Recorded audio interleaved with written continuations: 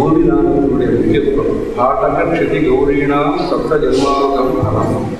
தங்கத்தையோ பூமியோ பசுமாட்டையோ கொடுத்தால் 7 தலைமுறைக்கு புண்ணியம் வருகிறது என்று சொல்லப்படுகிறது.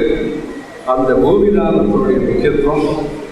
அது மாத்திரமல்ல, தானம் கொடுத்தால்தான் சிறப்பு என்று நினைக்க வேண்டியதல்ல, பரிபாலனம் செய்தால் அதை விட சிறப்பு. காஞ்சிபுரத்திற்கு பக்கத்திலே கீழம்பி என்று ஒரு கிராமம் இருக்கிறது.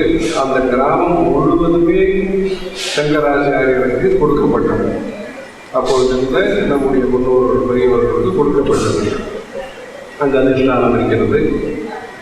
இந்த கீழம்பி கிராமத்தை அளிக்கும் பொழுது சங்கராச்சாரிய குலவே நாரிகேலாம்பர மனச தார வத்தாலி சுரபிதம் அம்பிகாபுர நாமானம் கிராம சிந்தாமணி ததம்.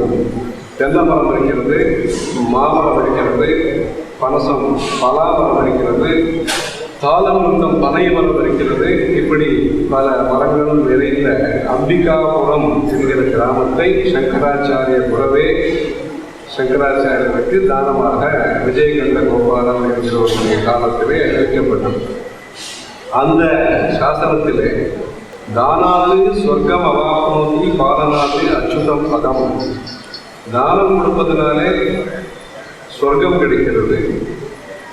பாலனாது அச்சுதம் பதம், அதை பரிபாலிப்பதனாலே மெயின்டெனன்ஸ், அதை பாதுகாப்பதனாலே அச்சுதம் பதம், அதை விட உயர்ந்ததான இறைவனுடைய பதமே கிடைக்கிறது, பாதங்கள் கிடைக்கிறது என்பதாக பரிபாலனத்திற்கு ஜீர்ணோத்தாரணத்திற்கு திருப்பணிக்கு அவர் முக்கியத்துவம் சொல்லியிருக்கிறார்.